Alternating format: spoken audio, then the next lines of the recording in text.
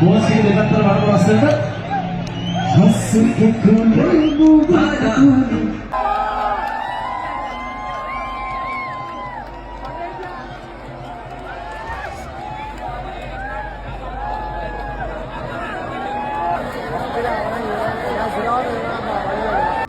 පසුගිය 14 වෙනිදා මැද්දිරිගිරිය ප්‍රදේශයේ සංගීත ප්‍රසංගයක් අතරතුර සිදු වූ ගැටුම මෙරට සංගීත ඉතිහාසයේ සිදු වූ ම්ලේච්ඡතම ගැටුමක් විදියට ඉතිහාසගත වෙනවා. මෙම ප්‍රහාරයේ බරපතලම හානිය සිදු වුණේ ඇවටාර් සංගීත කණ්ඩායමට. ඔවුන්ට සිදු වූ හානිය රුපියල් මිලියන 5කට අධිකයි. තව මෙම ප්‍රහාරයෙන් සවුන්ඩ් සිස්ටම් එකට හානි වුණා. ඒ වගේම ස්ටේජ් එකට හානි වුණා. ලයිට් කවරින් වලට හානි වුණා. මොනවා කොහොම වුණත් මෙම ප්‍රහාරය අනුමත කරන්න අපිට බෑ. මෙම ප්‍රහාරයෙන් අනතුරුව මෙම ප්‍රහාරයට මුලින්ම ඇඟිල්ල දික්ුණේ සංවිධායක මණ්ඩලයට.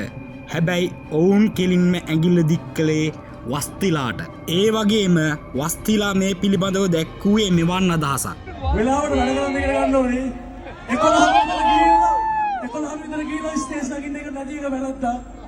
ලොකු කතාවක් කියනවා. ලොකු කතාවක් අපි ඒකට උත්තර දෙන්න.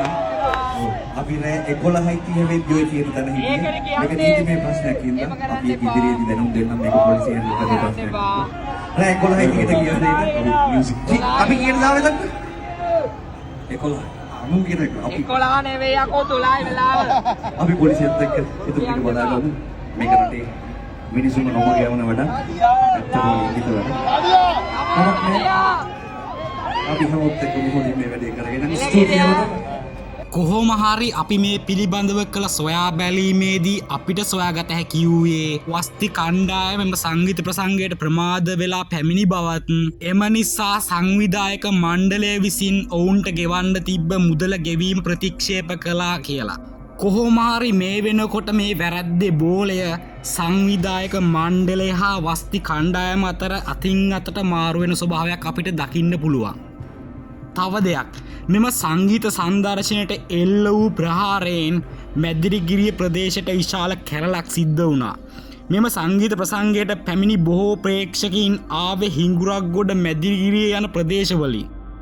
ඒ වගේම මෙම ප්‍රසංගයට 5000ත් 7000ත් අතර සෙනග ප්‍රමාණයක් සම්බන්ධ වෙලා තියෙනවා. මෙම ගැටුම මෙච්චර දුරදිග යන්නේ සංවිධායක මණ්ඩලය නිසාමයි. චුට්ටක් හිතලා බලන්ඩ සංවිධායක මණ්ඩලය විසින් අරයා එනවා මෙයා එනවා කියලා කටවුට් ගහලා සාමාන්‍ය ටිකට්ටය රුපියල් 1000ක් දක්වා ඉහළ දාලා ඒ වගේම VIP ටිකට් එකක් රුපියල් 2500ට අලෙවි කරලා එනවා කිව්ව ගායකයෝ ගායිකාවෝ ආවේ නැති වෙච්චාම මිනිස්සු දක්වන ප්‍රතිචාරය තමයි ඔය දැක්කුවේ. ගොඩක් මේ මියුසිකල් ෂෝ සංවිධානය කරන සංවිධායකවරු අර ගායකයා එනවා මේ ගායකයා එනවා කියලා ප්‍රේක්ෂකව රවට්ටනවා. ඉතින් ඒ හැම දිනාටම මේක හොඳ පාඩමක් කරගනී කියලා අපි හිතමු.